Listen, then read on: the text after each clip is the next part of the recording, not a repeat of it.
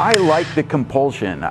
You know, as much as it's unhealthy, I like the feeling of being compelled by something, of being a little out of control, being driven by something. Like, I need to do it in order to be able to just kind of process my life. I have a fairly good idea of what it's going to look like when it's done. It's a process of kind of very closely inspecting the imagery that you're painting. You're really spending a lot of time with each flame, with each flower, with each figure, and you're spending a lot of time with those classical works and seeing how they're constructed. I mean, there's a technical part of that I find interesting and challenging, but more than that, it's you're really putting yourself in the heart of these images, and it is a kind of a confrontation of things that might be uncomfortable, or things that, like, we don't really want to spend too much time thinking about. Good art and good music, it pushes itself beyond the boundaries of what's comfortable. We're looking at the painting as being the truth, but actually it's the content of the painting that's the truth. And in that way, there's a deception there, I guess. When you depict reality through any media, whether it's language or whether it's painting, you're departing from the truth. You're departing from an objective, tangible, shareable truth. A group of images is a treachery. By combining images together, there's a change of context there that I think is compelling.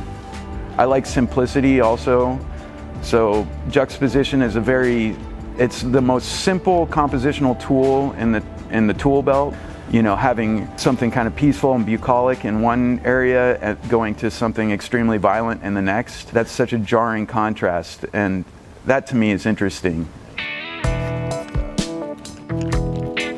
My fantasy is like somebody digging through a landfill or something somewhere and pulling one of those paintings out and kind of going, oh, this is what was happening. Like there's a clarity there. You know, this was at the peak of the thing that brought us to this point.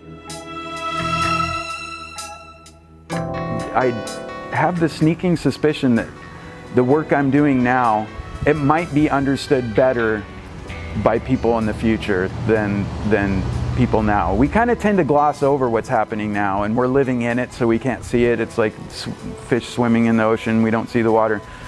Painting burning tires or whatever, you know, I mean, if you paint the flames beautifully enough, I think it becomes something else. If you put just as much attention into painting those flames as the Dutch masters put into painting each individual blade of grass and each individual petal in a still life, there's something to that. I don't know that I'm trying to say anything too specific, but there's a sensibility that has been behind all of my work.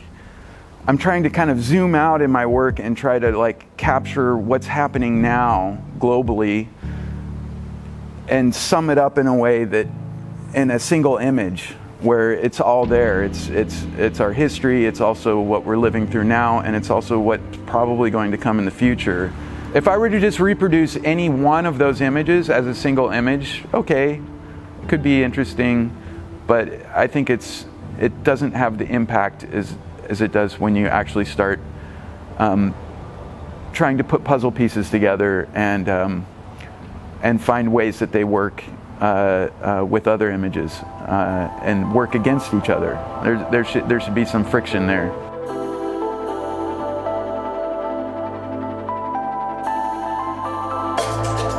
I think now is a really interesting time to be alive, both as an artist but just as a human being. We're witnessing peak everything right now. I mean, it's like the world is on full blast, full volume, and it's like, by every metric, the world is redlining, you know, in both like excitement and, you know, music and, you know, art and all the horrible stuff too. So we're live during a really, you know, again, whoever survives 100 years from now, 200 years from now is going to look at our time and go like, wow, that was the peak of the Roman Empire. We're living in the ruins of it now, but they were really, you know, and they may hate us for it, by the way, because we're using it up, you know, like we've decided we're going to drink all the beer that's left in the fridge and fuck whoever comes next.